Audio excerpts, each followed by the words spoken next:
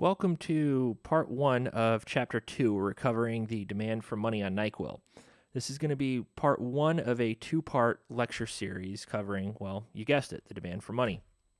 We'll all be doing it on NyQuil.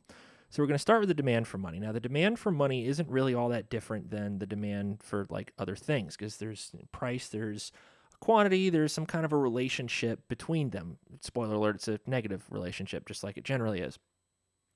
Now, income also plays a role in this, just like it does in microeconomics with demand. And the price of money, yeah, it's a little different here because, well, what's the price of money isn't just going to be like, the like a monetary term, right? It's not going to be like, well, price in dollars. That wouldn't make a whole lot of sense. What's the price of a dollar? It's a freaking dollar. It's a little bit more like, okay, if I lend you $1, how much is that going to be worth to you? Well, the amount that it's worth to you, that's the price of money, and it's an interest rate. So we're going to take ourselves a little trip back to microeconomic theory and talk about demand curves.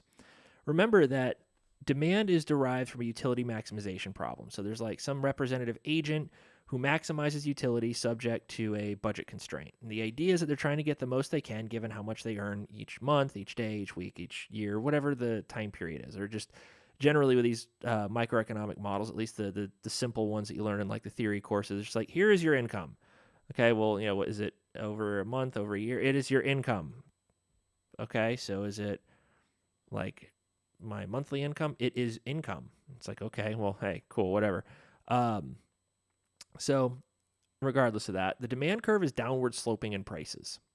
Price and quantity are inversely related, implying thus a downward sloping demand curve. Demand's a function of price, quantity, and income with two effects to a price change. There's a substitution effect and there's an income effect. Now, the substitution effect is the effect that's always negative. Price goes up, quantity demanded decreases. Income effect's a little different. Price goes up, well, you've now changed the relative prices of goods. It changes the purchasing power, changes your real purchasing power.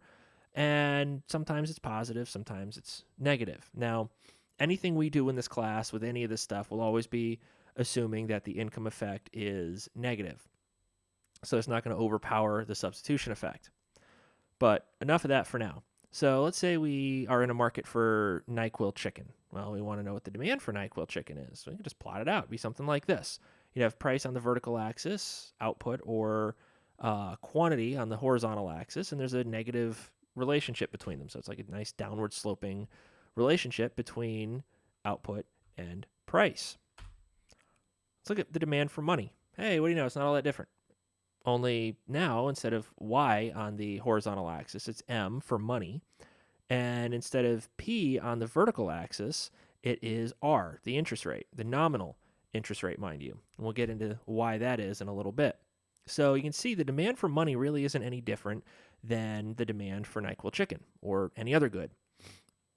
Because you still have a good, here you got money, you got the price, which is the interest rate, and a downward sloping demand curve. You actually even derive it the same way. It's just done intertemporally usually rather than in like a static case usually. So what's the price of money? Now, say you want to hold some cash, right? You got to ask yourself, what are you going to give up in order to hold on to it, right? You want to hold on to some money today. You got like, say, $1,000 in your hand, and you don't want to let anybody do anything with it. You don't want to spend it. You just want to hold it. Well, what are you giving up? Yeah, you're giving up buying stuff today, but what else are you giving up? You're giving up lending it out. Because if you lend it out, okay, you have $1,000 today, you lend it to somebody, you now have $0 today, but tomorrow you have $1,000 plus however much interest you're getting on that would be. You're giving up that interest, right? That would be the next best thing. Think of it as like an opportunity cost, right? So if you're lending out your money and you get paid back in a little bit, you get more than what you lent out because you're being compensated for parting ways with your money. If you're being compensated for parting ways with your money, what you're really doing is you're earning interest on that money. But if you decide to hold it instead, you earn no interest. So you forego that interest rate. Thus, the opportunity cost has been foregone. The opportunity cost of holding idle cash is the nominal interest rate. So we're going to denote the interest rate as like R with a little t subscript. This is the nominal interest rate. Think if you see it in capital, If you see it capitalized, it's nominal. If it's lowercase, it tends to be real. So this is the nominal interest rate. Now, if there's an interest rate on money, think like, I don't know, interest on reserves that's being paid by the Federal Reserve. Well, that would be like, say, RT with a little M subscript. But right now, it's just, we're going to assume that that's zero, and the nominal interest rate is all we're going to be worried about. So if that were the case, the demand for money would be MT over PT equals some function f of incomes y and the nominal interest rate r. Now, MT over PT is the real quantity of money demanded. Why is it the real quantity of money demanded? Well, if you have a nominal variable, say M, in this case, the money stock, or just the quantity of money, and you divide that by the price level, boom, it becomes a real quantity. So the real quantity of money, the demand for the real quantity of money, is a function of real incomes and the nominal interest rate. So you can really think of like this price here, the interest rate, right, as like the outside option, what you could earn if you did something else with the money besides holding on to it. Now, if there was an interest rate on money, say interest on reserves, it would be RTM, and the demand for money would look something like this. It would be the nominal interest rate minus the interest rate on money. And now the opportunity cost of holding money would be RT minus RTM. Again, the question would be, what are you giving up by holding on to your money? What are you foregoing so that you can keep all your money in that jar under your bed because you haven't trusted the bank since the crash in 29? You could be buying bonds, could be buying land, buying guitars for your band. You could be buying all sorts of things that could generate some kind of a return, right? So what have we learned so far? Well, the opportunity cost of holding on to idle cash gets reflected in the interest rate. How much are you giving up to hold on to an additional dollar? If there's a zero interest rate on money, then you're giving up R sub t per dollar. And if there's a non-zero interest rate, then you're giving up R sub t minus R sub t m per dollar. Let's talk about the role that income plays in the demand for money. So if income goes up, you want more money. So money demand would be positively influenced by income, but the demand for money would be decreasing in the interest rate, whether it's RT or RT minus RTM. So if the interest rate is higher, there's an outside option you can pursue and earn more by going after that stuff rather than just holding on to your money. So if the interest rate's higher, you're going to forego holding money right now because you'll get more later, like if you buy a bond or if you let somebody else borrow it, or something that has some sort of high interest rate with very little to no risk of default. So let's look at the demand for money at various incomes, right? Say Y is equal to $1, then the demand for money would be right here. If Y is equal to $10, well, the demand for money is out here, 100,000, right? So as incomes increase, our demand for money will also be increasing, which makes intuitive sense. Think of it as, let's say you're making $5,000 a month. Now, with that $5,000 a month that you're earning, you also want to have an additional month that you're just saving, right? You're not doing anything with it. You're not letting anybody borrow it. You just want to hold that money. Why would you be holding that money? Think like rainy day fund. You don't feel totally comfortable unless you have at least $5,000 in your savings account. So if you're earning $5,000 a month, you're going to want $5,000 in your savings account, kind of as like a rainy day fund. Now, if, say, your income doubles, well, now you're earning $10,000 a month. Well, you're probably going to want to increase your holdings of money to $10,000 in your savings account. So that's kind of the way that the demand for money would increase as incomes increase. So let's go through an example really quickly. This is an example of what a demand function for money could look like. We have M over P, which is the real quantity of money demanded, and it's equal to RT over 1 plus RT times 1 over YT to the power of negative 1 over nu. So RT is the nominal interest rate. YT is real income. Remember, it's lowercase. If it's lowercase, it's real. Nu is like an elasticity of money demand. So think like a percent change in the demand for money given a 1% change in the interest rate or something like that. So given this demand function, let's just plug some stuff in and see what the relationships are. So we're going to set the interest rate at 5%, or R equals 0.05. Income is $100, and new is equal to 1. So what's the real quantity of money demanded? Well, we plug all that stuff in, and we evaluate it out a little bit, and we can see that we get $2,100 in real money that's being demanded. Now, remember, this is real. This isn't nominal money balances. Thus, it's been adjusted for inflation. So real money balances would reflect the money that represents real goods and services and would be unaffected by something like the inflation rate, assuming that, prices change, there's no effects to output or anything like that. So how would this change if certain parameters were changed? Say like we increased income or we changed interest rates. Well, let's increase income a little bit. Everything else stays the same. So now income doubles from 200 instead of 100. Everything else is the same, so you just plug in 200 instead of 100 for Y, and we can see that the demand for money is now $4,166.67. So if income increases, we get an increase in the demand for money. So we can conclude here that incomes and money demand are positively correlated with one another. We've learned this both graphically and analytically. The more you earn an income, the more money you're going to want to hold. So it does kind of make some intuitive sense. What about the interest rate? How does the interest rate affect the demand for money? Now, we already know that the interest rate's the price of money, so there's probably going to be a negative relationship. I'm not going to work that out in class. I'm going to let you guys do that on your own by doubling the interest rate. So try interest rate R sub t equals 0.1 instead of 0.05 and see what happens. And then play around with that elasticity a little bit. Let it increase, let it decrease, and see what happens to the demand for money. So now that we've gotten through that, let's talk about a couple of models of money demand. There's going to be three that we talk about. The first one is this guy right here. This is the quantity theory of money. This is also called the equation of exchange.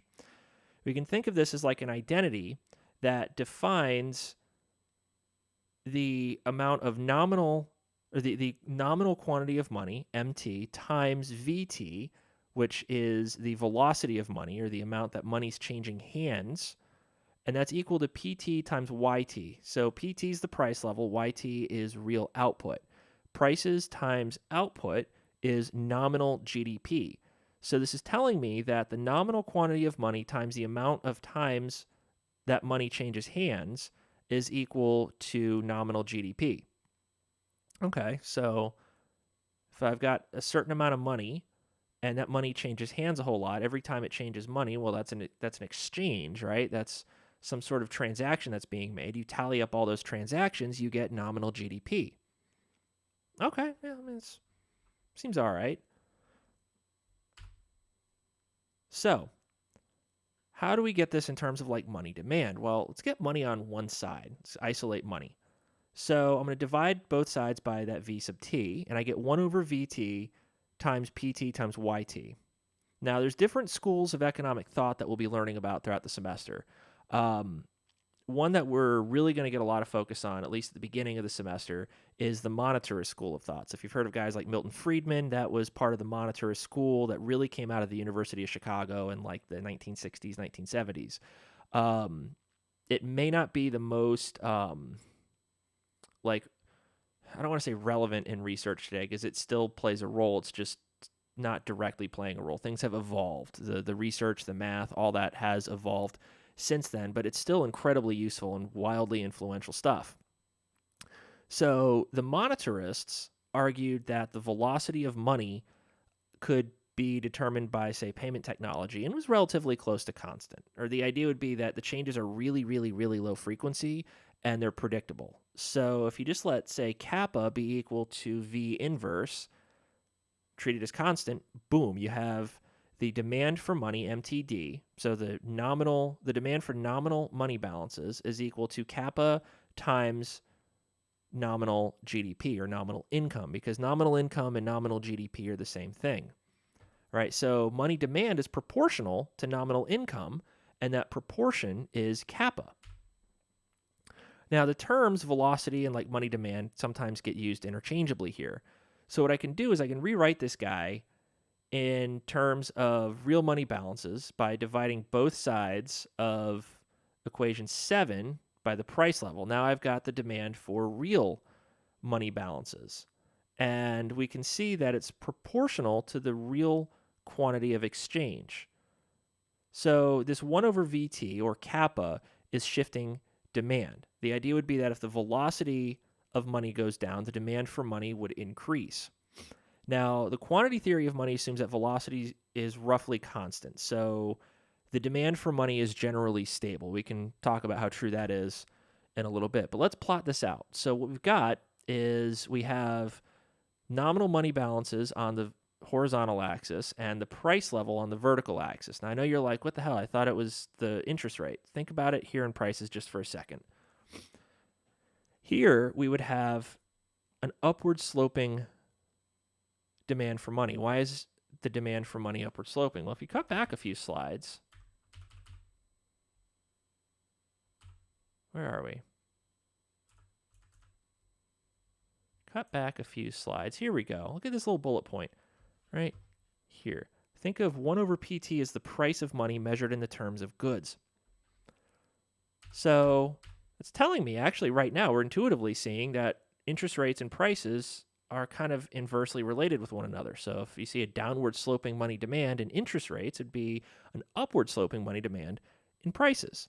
So with some arbitrary supply of money here, M0, the supply of money and the demand for money intersect at some price level, P sub 0, and MT, or M0. Okay, let's say we increase the money supply. The central bank wants to increase the money supply for whatever reason that they feel like. And in doing so, okay, well, we trace out the intersection between the demand and the supply of money, and we have a higher price level. Okay, well, I mean, that makes sense. If you increase the amount of dollars that are circulating in the economy, the more money that's circulating means, well, more dollars chasing the same number of goods, price has to go up. Okay, yeah, makes sense. All right, let's increase the demand for money. When the demand for money increases, what happens is it pivots downward. And the demand for money here, in terms of prices, will always start at 0, or the origin. So if we increase the demand for money, it's not like it's going to be shifting or anything. What happens is it's going to pivot. So it's going to pivot downward if there's a reduction in velocity or an increase in kappa. And when that happens, if there's an increase in the demand for money, well, the price level falls. So think about what happens if there's an increase in the demand for money in terms of interest rates. Because remember, prices and interest rates are inversely related. So think about that on your own for a second. What happens to interest rates if there's an increase in the demand for money? Okay, let's look at an increase in Y, or an increase in income. What happens? Well, demand still pivots out like this. Play around with that on your own a little bit too. See what you can get. Okay, so let's look at this equation of exchange again. If we take the natural log of the equation of exchange, what happens is it becomes additive instead of multiplicative. And so I get the log of v, or the log of m plus the log of v equals the log of p plus the log of y. Now v is constant and y is exogenous with respect to m. It implies that money is neutral, and something called the classical dichotomy, which we'll learn about a little bit later, holds. Then it reduces down to the natural log of m equals the natural log of p. And if we want to take changes in these two guys, okay, well, that's the difference in the natural log of m equals the difference in the natural log of p, or d log m equals d log p. And this tells me that a change in the money supply results in a proportional change in the price level. So if you increase the money supply by 5%, the price level is also going to increase by 5%.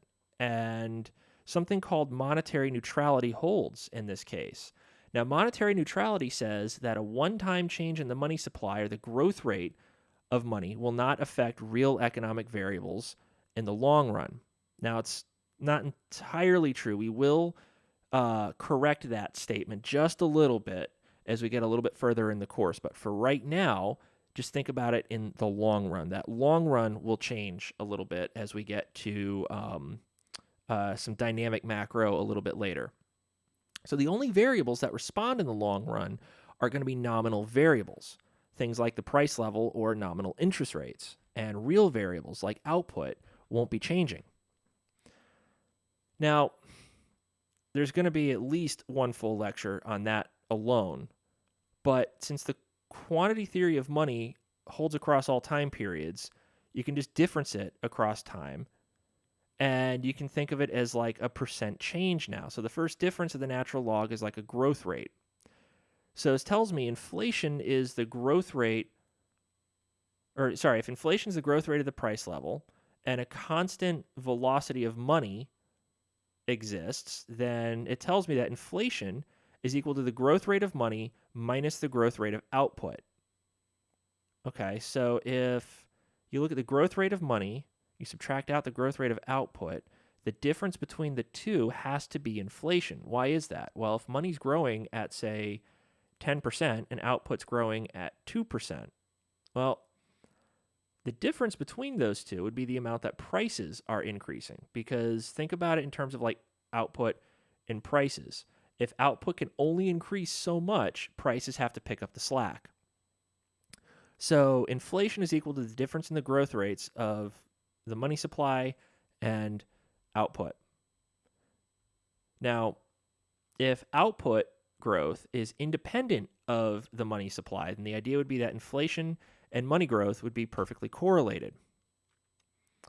Now, if you look here, they were actually very highly correlated for a little while. What we're looking at here is M2 and the GDP deflator. So the GDP deflator is a measure of inflation. Not the only, there's actually other measures of inflation that are a little bit better, but at least for the sake of argument here, we're looking at the GDP deflator. And if we look at money and prices, well, you can see that there's some decent correlation up until the early to mid 90s, and then it kind of veers off. And the GDP deflator sort of retains its original trend, and then M2 kind of increases a little bit here. So kind of related, kind of not correlated. Maybe there's a little bit more going on here, which we'll learn about a little bit more later. So the nominal interest rate tells you what percentage of your nominal principal you're going to get back or have to pay back if you borrowed some money. Now, in reality, there are a lot of interest rates that vary depending on maturity, how long the asset is, like how long it goes for, whether it's, a 60-month loan, a 36-month loan, a 12-month loan, something like that. There's also risk, right? The riskier a loan is, the riskier a borrower is, the higher interest rate you're going to charge, because, well, there's a decent chance they're going to default at some point, and you want to make sure that you can recoup as much of your money as possible before they actually default. So let's say we use like a 2-period zero risk interest rate, time periods, say T and T plus 1, right? This interest rate, the real interest rate, tells you what percentage of a good you get back or have to pay back when borrowed, rather than the amount of money or the nominal principal you either lent out or borrowed. And that real interest rate is going to be denoted with a lowercase r sub t. So if you put one good in the bank, you're putting its monetary value PT in the bank too. So that means you're going to get 1 plus the nominal interest rate times PT dollars tomorrow, which means that what I can do is I can purchase 1 plus R times PT over PT plus 1 goods tomorrow. Now, why did I divide by PT plus 1? Well, I did so to adjust for inflation carrying over into the next period, meaning it's not just how much money you're getting back, it's how much of a good you're getting back. So if you put $1 in the bank today and you get $1.05 back tomorrow, but control for inflation, well, say if an apple costs $1 today, how much of an apple could you buy tomorrow with $1.05? Now, there's a way to establish a relationship between real and nominal interest rates, and this is what's known as the Fisher equation. The Fisher equation is given by 1 plus the real interest rate equals 1 plus the nominal interest rate times PT over PT plus 1. Now, the inverse of the ratio of prices across time is the expected gross inflation rate. So this tells me that 1 plus the real interest rate equals 1 plus the nominal interest rate divided by 1 plus expected inflation.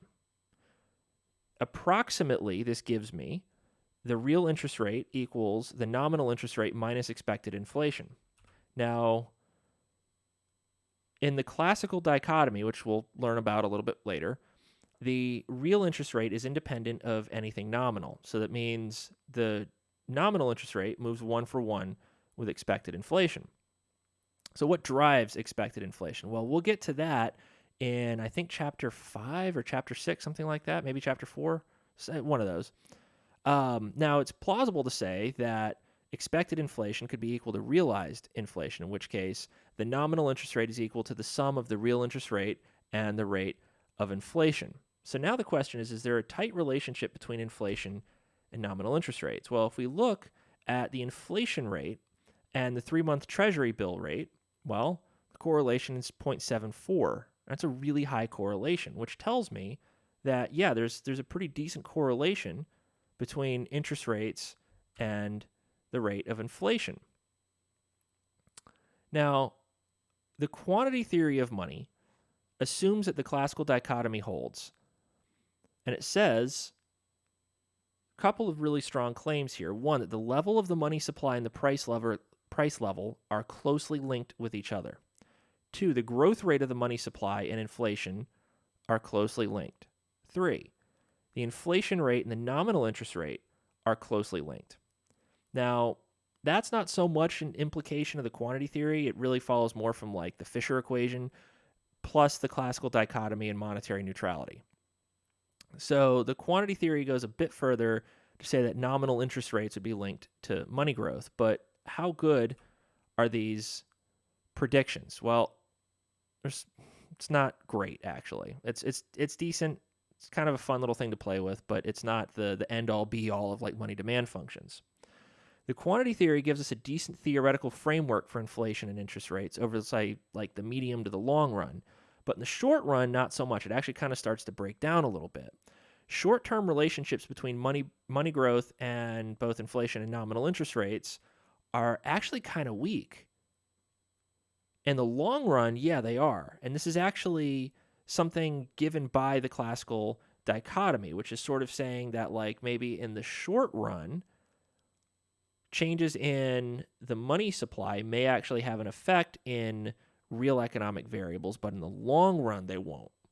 So short-run relationships show that maybe changes in money growth and both inflation and nominal rates maybe aren't that correlated with each other. And it shows that the money velocity isn't constant, and it's actually getting harder to predict, especially since the early 1980s. So first, let's look at money growth and inflation. Okay, well, they're kind of moving around a little bit. Okay, so this is money growth and inflation from, I think, 1958 up to 2022. So maybe I should update it to include 2023, since inflation's changed a good bit since then. But, okay, well, let's look at the velocity of money. So if you look up until the early 1980s, it was actually following a pretty nice little upward trend there. And then around the early to mid 80s, it kind of just starts going all over the place. Now, there's a number of reasons for why that could be. Well, I think we should probably wait to get into why. So let's look at the money velocity for M2. So this was the M1 money velocity. Let's look at the M2 money velocity. Okay, well, it bounced around a little bit more than M1. M1 had a nice little trend here. M2, well, kind of bounced around a little bit. But again, you can see in the early to mid 80s, it just goes all over the place. Now, here's an interesting thing. Look, in 2020, the velocity of money plummets. Why would that be? Why would the velocity of money plummet in 2020? Oh, yeah, probably because of COVID-19. So maybe that can give you an idea as to how the velocity of money changes given various economic shocks or swings in the business cycle. Let's look at money and interest rates. Okay, so if I look at the growth rate of money and the 3-month Treasury yield, well, looks like they were kind of moving with each other, at least a little bit. But then, okay, wow, oh, geez, they kind of go all over the place. And then, like, I don't know, around 2008, 2009, they just flatten out at zero for a while. They kind of increase a little bit. And then 2020, they flatten out at zero again. This we will actually be talking about rather extensively in, I think, the next lecture. But this is going to wrap up this lecture. So the next time, we're going to discuss different theories of money demand and how they might fill some gaps in that the quantity theory of money just can't really explain. And again, it's not that the quantity theory is bad, it just doesn't work all that great all the time. But remember, all models are wrong, right? You're never going to have a perfect economic model.